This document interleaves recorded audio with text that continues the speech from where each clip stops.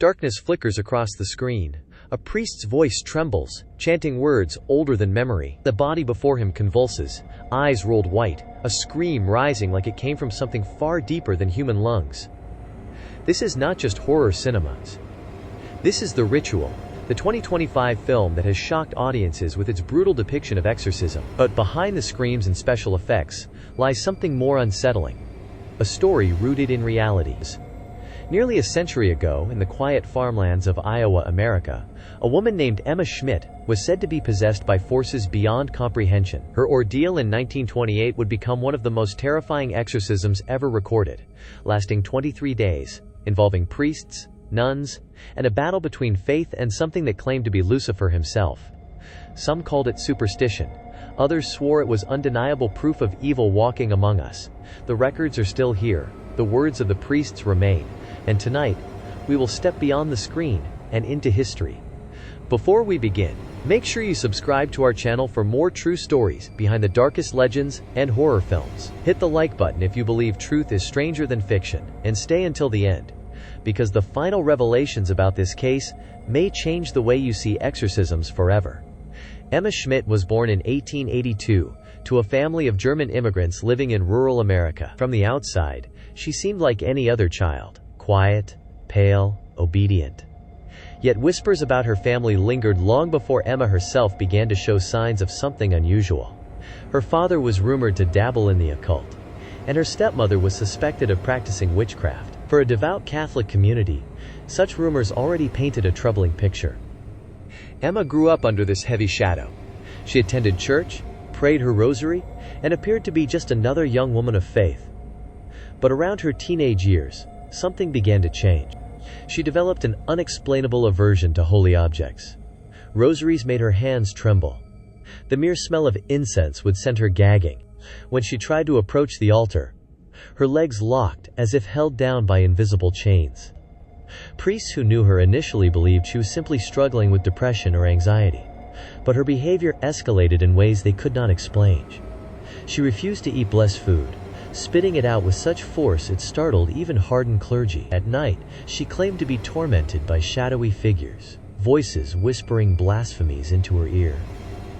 By the time Emma entered her 20s, her condition was undeniable. Witnesses claimed she spoke in languages she had never learned. Latin, German dialects, even snippets of words that seemed ancient and unknown. Her voice would drop into a guttural growl, so deep it hardly sounded human. She hurled curses at priests, mocking the Mass with shocking clarity. The church tried smaller rites of exorcism in the years leading up to 1928. These seemed to help temporarily, but the relief never lasted. Emma always slipped back into darkness. By her mid-40s, her condition had become so severe that she was deemed untreatable by normal means. But behind the symptoms, there was also a personal tragedy. Some reports claimed her father had abused her, and that her stepmother, in a fit of cruelty, invoked curses against her. If true, Emma's possession was not only a spiritual affliction, but also the legacy of a broken family, steeped in violence and betrayal. For the church, this was more than a woman in distress. It was a battlefield. Emma was chosen as the subject of a full exorcism, not in secret, but in the presence of multiple witnesses. The man chosen to lead this spiritual war was Father Theophilus Riesinger, a Capuchin friar known across the Midwest as one of the few priests who had experience with exorcisms. By the summer of 1928, Emma was taken to a convent in Erling, Iowa. The convent was locked. The sisters warned of what might happen, and the stage was set for one of the most harrowing exorcisms ever recorded in the United States. But before we enter the Chamber of Screams, we must understand this. Emma Schmidt was not a character in a story. She was a real woman. She lived, she suffered, and her torment, whether demonic or psychological, was witnessed by dozens of religious figures who swore under oath that what they saw was beyond human explanation. And it was here, in this small, unassuming convent, that the line between faith and fear would blur forever. In late August 1928, Emma Schmidt was taken under the care of Father Theophilus Riesinger, a Capuchin friar in his 60s. He was not new to exorcism. Having performed the rite before, he knew the dangers, both physical and spiritual. But nothing could prepare him, nor the nuns who sheltered Emma in their convent at Erling, Iowa, for what was about to unfold. The convent itself was a quiet brick building on the edge of town, its halls usually filled with hymns and the steady rhythm of daily prayer. But for 23 days, it became a place of screams, guttural roars, and the heavy stench of decay that no one could explain. Day 1. The beginning. When Father Riesinger began the ritual, Emma's reaction was immediate. The moment holy water touched her skin, she convulsed violently, her body twisting in ways no one thought possible. Her eyes rolled back, her lips curled, and a voice low, mocking, not her own, spat curses in German and Latin. As the priest recited the prayers of exorcism, Emma lashed out at the crucifix, her hands clawing at the air as though invisible restraints kept her from tearing it away. Witnesses claimed her body levitated a few inches from the bed before crashing down again. The sisters present admitted later that they nearly fled, but Father Riesinger's firm command kept them rooted. "In the name of Jesus Christ," he thundered, "leave her!" The words only provoked laughter, deep, guttural, echoing off the convent walls. The following days, escalation. As the days passed, Emma's torment grew worse. She refused all food, except when forced. And even then, she vomited out strange substances. Black, tar-like fluids, or foul-smelling clumps that resembled spoiled meat. The odors spread through the convent, lingering no matter how often the windows were opened. Her voice shifted constantly, sometimes shrieking like a child, other times speaking with a calm, intellectual tone. At one point, she conversed fluently in Latin with the priests, though she had never studied it. The demons inside her began to identify themselves. When pressed by Father Riesinger, a voice snarled, "I am Judas, I am her father, and I am the one who betrayed the Son." At another time, a deeper growl declared itself to be Lucifer. The nuns recorded these exchanges, horrified but obedient, their pens trembling as they tried to capture the words verbatim. The physical torments. Witnesses described Emma's body twisting into impossible contortions, her face elongating, lips swollen and blackened as though burned. At times, her head seemed to balloon, stretching unnaturally before snapping back into place. She hissed at the sight of holy relics, recoiling from crucifixes, and when touched with holy water, her skin blistered momentarily, then healed without a trace. At night, the convent echoed with sounds no one could explain. Animal-like growls, knocking on the walls, voices calling the sisters by name, though no one else was present. Midpoint. The battle intensifies. By the second week, exhaustion weighed on everyone.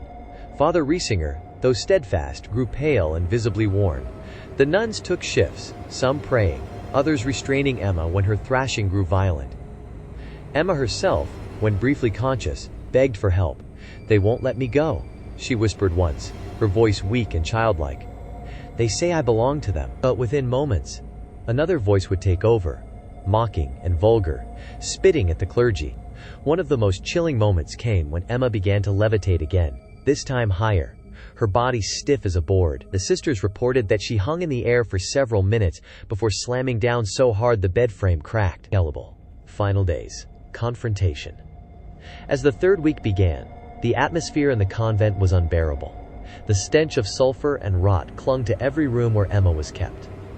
Father Riesinger intensified the prayers, commanding the demons by name to depart.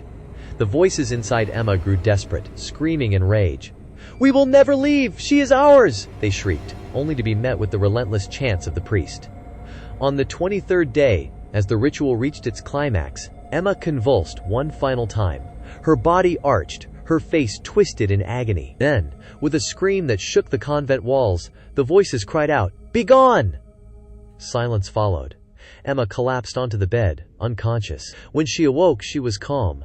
Her eyes were clear for the first time in decades. The demons were gone, or so it seemed. Aftermath. Emma remained at the convent for a short while, regaining her strength. The nuns noted she could now approach the altar without fear, eat blessed food without gagging, and pray without interruption. But scars remained, mental, spiritual, perhaps even physical. Father Riesinger recorded the events in detail, providing testimony that later became the basis for the book Begone, Satan, published in 1935. It remains one of the most chilling and comprehensive exorcism accounts in American history. For the nuns who witnessed it, the memory never faded. Later confessed they never fully slept soundly again. The sounds, the stench, the look in Emma's eyes when the demons spoke through her, these haunted them for the rest of their lives. And for the church, the case of Emma Schmidt became both a warning and a grim validation. Evil was real, and sometimes it took more than faith alone to drive it out. For years, the 1928 exorcism of Emma Schmidt was known only within the walls of the church. The convent nuns spoke of it in whispers. Priests who had been present carried the memories like scars, reluctant to share too much. But silence does not last forever. In 1935, a small Catholic publishing house released a booklet titled Begone, Satan, written by Father Karl Vogel. It drew directly from the testimony of Father Theophilus Riesinger, the priest who had led the exorcism. The pamphlet was never intended for the masses. It was meant for clergy, a sobering account of the battle against demonic possession, yet its words soon spread beyond the church. The booklet described, in startling detail, the 23-day ordeal. It mentioned Emma's guttural voices, her levitations, the foul stench, and the demons who identified themselves as Judas, her father, and even Lucifer himself. For devout Catholics, the text was proof of evil's reality. For skeptics, it was sensationalism dressed in holy robes. Still, the impact was undeniable. Begone, Satan! Became a cornerstone reference for later discussions of possession in America. Religious educators cited it as evidence of spiritual warfare. Paranormal researchers cataloged it alongside Europe's most infamous exorcisms, and in popular culture, its legacy reached further than anyone could have expected. When William Peter Blatty began researching cases of possession for his novel The Exorcist in the late 1960s, he drew inspiration from documented exorcisms, including Emma Schmidt's case. Although The Exorcist was directly based on another event from 1949, scholars note striking similarities: the levitation, the guttural voices, the violent reaction to holy water. Emma's ordeal had already shaped the template of what audiences now imagine when they hear the word exorcism. The cultural ripples extended into film, television, and literature. By the 1970s, possession horror was no longer just folklore, it was mainstream cinema, and while few moviegoers could name Emma Schmidt, the tropes that terrified them, the bound body thrashing against restraints, the childlike voice turning into a demonic growl, the priest holding a crucifix against a shrieking victim, all echoed her case. Even today, researchers and journalists return to the Emma Schmidt story. Some highlight it as one of the most thoroughly documented exorcisms in American history. Others dismiss it as a tragic case of untreated mental illness amplified by religious fervor. Yet in either view, it remains a cultural artifact. A moment where belief and horror collided, leaving records that refuse to be forgotten. And so we arrive at the ritual, 2025, its imagery. Bodies twisted in impossible shapes. A priest locked in combat with unseen forces. The terrifying claim that the devil himself speaks through the possessed feels fresh on the big screen. But audiences watching may not realize that almost 100 years ago, in an Iowa convent, these same scenes were said to have unfolded in real life. Art imitates history, and history feeds art. The cycle continues, ensuring that Emma Schmidt's suffering, whether you see it as possession or illness, remains alive in collective memory. Every time a new film shocks audiences with a grotesque exorcism, it whispers back to 1928, to a convent room where nuns fainted, priests prayed, and a woman's screams carried through the night. The media may have reshaped the story, but the root of it is still there. One woman, 23 days, and a battle between heaven and hell. Emma Schmidt's story reminds us that the line between history and legend can be perilously thin. A quiet convent in Iowa became a battleground between faith and fear, and the echoes of her ordeal continue to shape our imagination nearly a century later. Films like The Ritual, 2025, may thrill and terrify audiences with their depiction of exorcism, but they are mere shadows of what truly transpired. Behind every cinematic scream lies a history of real suffering, documented encounters, and a mystery that science and faith still struggle to fully explain. If you've been captivated by this story, don't forget to like this video, subscribe to our channel, and share your thoughts in the comments. Do you believe Emma Schmidt was truly possessed? Or was it a tragic case of mental illness? And which other historical exorcisms should we uncover next? Remember, sometimes the darkest stories are not fiction, they are history waiting to be told.